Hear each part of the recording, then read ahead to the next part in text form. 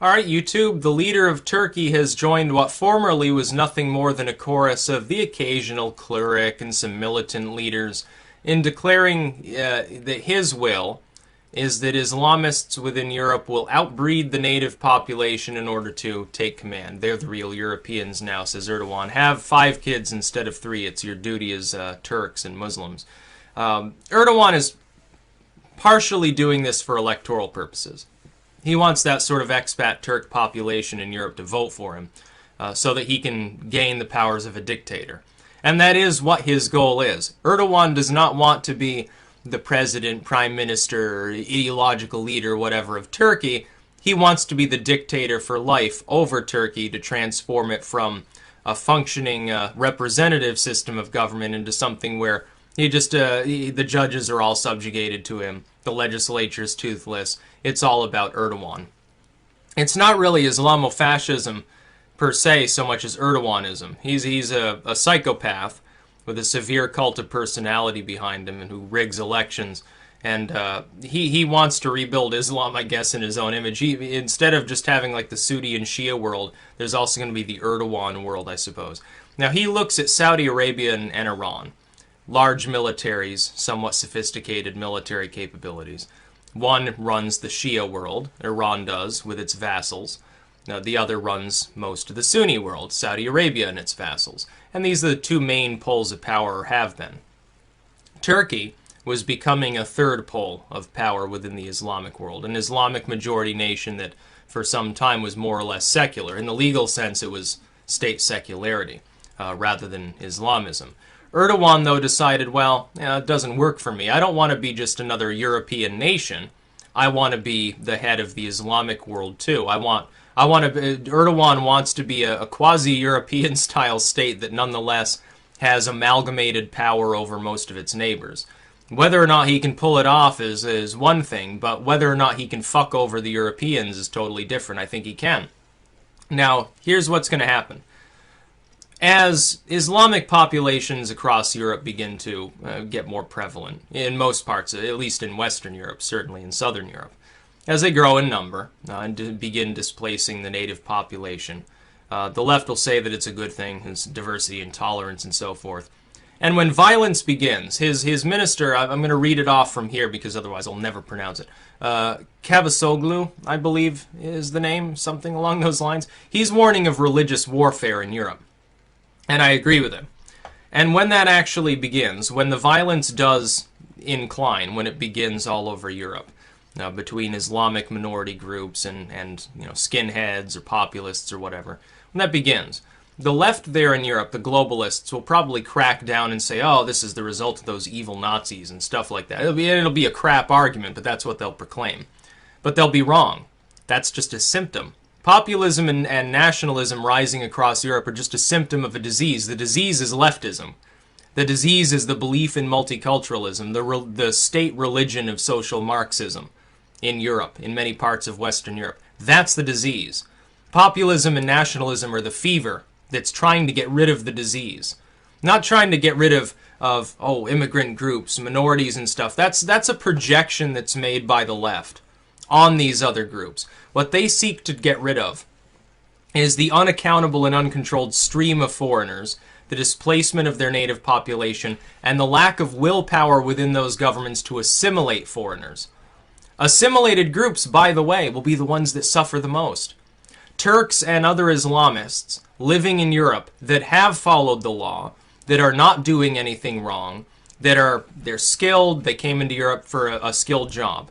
They're a doctor, they're a surgeon, whatever they happen to be. Those groups of people, often who came far earlier than the refugees and the economic migrants, they will be the first ones to be targeted. And it's sad that that's what's going to happen. They're going to be the ones that get their shops burned down, that get their windows smashed out, that get dragged through the streets and beaten. The refugees and the economic migrants have already conglomerated themselves in their own communities, semi-segregated from the rest of the Europeans there. They've already self-segregated. They'll be fine. They can live and work in their own area. It'd be like, Dearborn or anything here, where you have large Islamic populations. They've solidified into their own communities.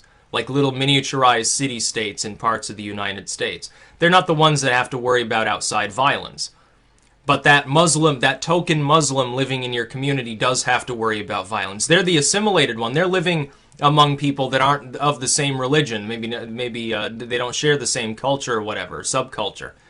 They're the ones who are trying to assimilate, and they're also the ones that get targeted first. So it's going to be a problem. And the left will use that as leverage against the populists and nativists and so forth. Say, oh, look, this person wasn't doing anything wrong. He has a PhD in mathematics, or he's a nuclear physicist. This woman over here, she's got a master's degree in architecture, works as an architect. These kids were like straight A students, and they got their home burned down. Yeah, that's what they're going to use as leverage in their arguments against nationalism and populism.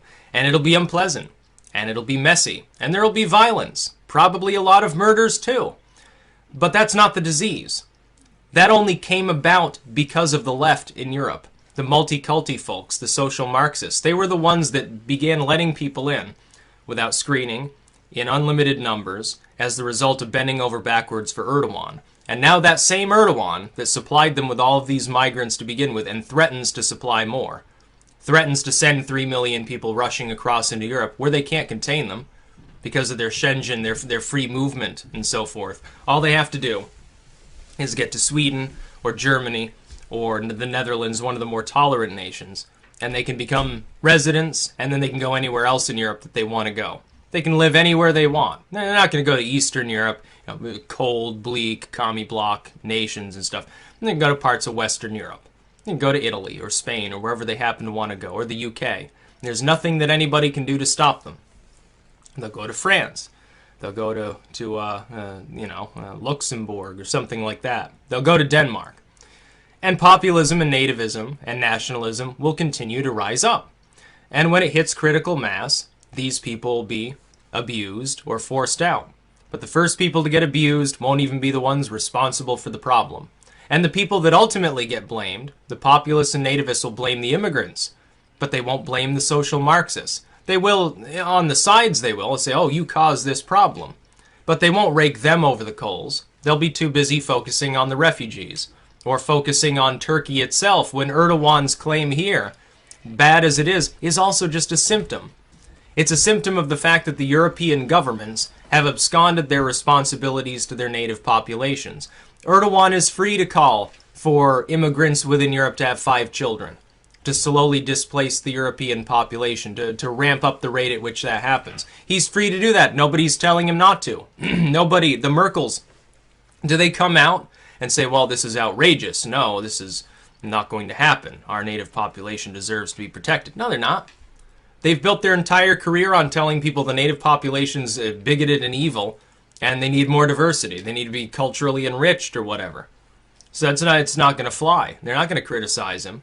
If Erdogan were to open the border of Turkey there, take all those 3 million or so refugees from Syria and Iraq, say, okay, you're going to be Europeans now. We're not going to take care of you. Plus, there's welfare there. So just go across the border. Yeah, they're not going to stop you. You can go through Serbia and all these other countries. And if they try to stop you, then the courts will get involved and crack down on those nations. Oh, you're abusing vulnerable individuals. You can't stop them from settling there. You can't stop them from coming across your territory. And if he ever pulls that Trump card out, by the way, if he ever does send 3 million people into Europe, that'll be the day that globalism is totally laid waste to in Europe in the subsequent elections there. And it'll never come back again. It'll be defeated for several generations. Now, all of us will be long dead before it even peaks back over and tentatively sets its feet back in Europe. Europe will end up being Thatcherite for several generations or so, or more than Thatcherite, I should say. No, it'll make Trump look very, very weak on the immigration issue. Trust me when that happens. And it could very well happen. It's displacements occurring in Europe as the result of social Marxists. Not because of the refugees or migrants in a vacuum. In a vacuum, they wouldn't be entering Europe, or only in very small numbers. There'd be no social alienation. Nobody would feel like they were being displaced. Nobody in the UK would feel displaced if there's one neighborhood in the friggin' country that's majority minority. Nobody would feel displaced. Instead, you've got dozens of such communities all over the UK. And the UK is nowhere near as far along as some of these other states, like the French or the Swedish. There you've got, their capital. You look at Paris. People take pictures of it. So the Champs-Élysées used to be, art and fine winery over here, and there's several modern art galleries, and here's the Romanticist corner and stuff like that. And now it's basically, it doesn't look anything like it used to. It's nothing like it used to be. The culture is completely overhauled right in the center of Paris. And there are some people who say, well, the times change, who cares? I can go out down and get a doner kebab. Yeah, that's fine. I'd like to try one too. But I wouldn't want my entire native culture to be completely overhauled, because ultimately, I can go to Turkey and experience Turkish culture. Or I can go to certain places in the United States where there are, groups of Turks that have immigrated. And potentially there's a restaurant or clothing outlet or something. I can go and enjoy that as part of a subculture. It doesn't oppress me. It doesn't make me nervous. I don't feel anything negative towards them. I don't care. But if all of a sudden the entire community were to start speaking Turkish, or to start speaking Arabic or Swahili or something, and the demographics in half a generation completely shifted, so that the entire feel of my surroundings were totally different, don't you think that would bother me a bit? And by the way, don't you think it would bother people in other countries? We're not just talking about Europe. When a bunch of Chinese people, a bunch of investors and managers and stuff, they move into some East African town, and they build a railroad, and they build some factories and put people to work. And at first everything's fine. When they begin coming in, and they build the Chinese restaurant, and they build the Chinese-style homes, and they continue speaking Chinese around people who don't know anything about Chinese, and they start taking African money and putting it back into China, do you not think this causes social problems? Do you not think that it makes the native population there feel left behind by their government and ostracized in their own African community? Yeah, it does. It's leading to the rise of specifically anti-Chinese political movements, some of which already have representative power in places where China is trying its colonial hand. It's going to happen in Europe too. The fact that there's more censorship there, and that things are more centralized, and they can be dumbed down for longer, isn't going to stop it from happening. And the social Marxists are the ones responsible. They're the ones that caused it. Some of them were well-meaning, but they're totally delusional. They're just too stupid to realize what they were doing. Others are corrupt. Outright corrupt. They actually want displacement. These people who want displacement, regardless of what you may want to believe, they're not white. Yeah, they're something else. They're not white individuals that are pushing this. Because those individuals, even like the monarchists and stuff, you see the Queen, or King, whatever his face is in the UK. They sit back, and they ultimately don't talk about it much. They just let it happen. But somewhere deep inside, I think they're unhappy with the fact that they pissed away an empire, and now increasingly in some parts of their own country, if they were to give a speech, some people wouldn't even understand what they're saying. I have to understand that probably the Queen of England is a little bit miffed about that. She may not say much about it. She may say, oh, well, yeah, but I don't want to bring, like, full-on monarchy back just to solve this fucking problem. Somewhere inside, she misses the good old days of, the British Empire. I'm sure she does. Even if she did, watch it slowly wither away into a limited commonwealth in which she only has, certain charismatic powers, let's face it. So, yeah, there's the problem in Europe. Erdogan is calling for the problem to be made even worse, and it'll probably succeed, and it'll hasten the rise of nationalism and nativism and populism. The problem will solve itself. The sooner it's solved, the less violent it'll be. But that's historically what happens in such situations. There's really no way around it. You don't have to like that fact. You can be totally pacifistic and say, well, violence, why don't these people just get along? Does it fucking matter what language they're speaking, what race they are? You can be a total hedonistic Marxist yourself, but you have to understand that it will happen. That other people won't see it that way. It will occur. There will be violence. Erdogan's own minister is predicting that.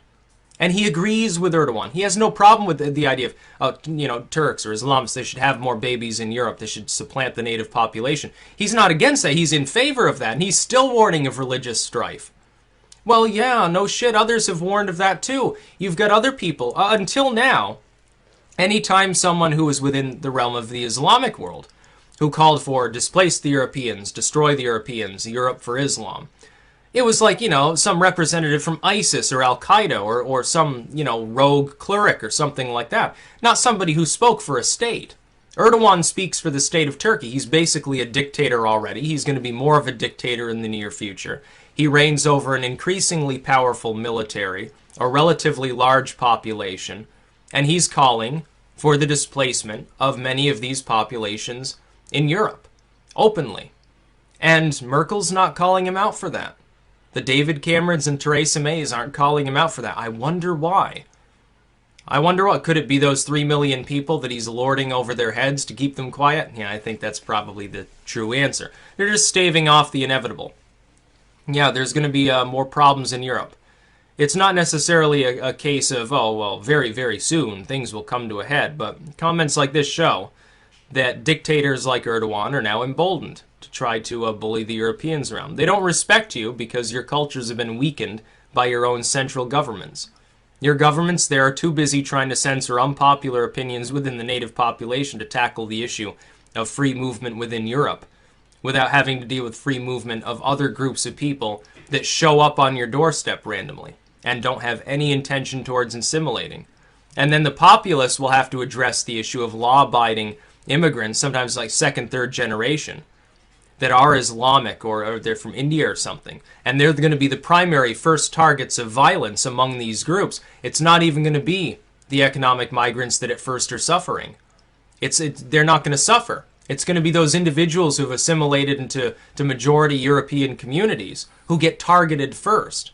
Those who least deserve to be targeted. The immigrants that even the populace actually want in their nations, who do have the PhD or they're very skilled and they've maybe even left like Islam behind, but they still, they look foreign, so they're going to get beaten in the streets. That's the problem. And when that happens, all you should point out is, social Marxists are ultimately responsible for this bigoted attack. They're the ones that caused it. Because all of a sudden the population that had no problem with immigrant groups started having a problem with it because too many people were coming in. And because of Erdogan. And because they tried to suppress unpopular speech and unpopular opinions among the native population.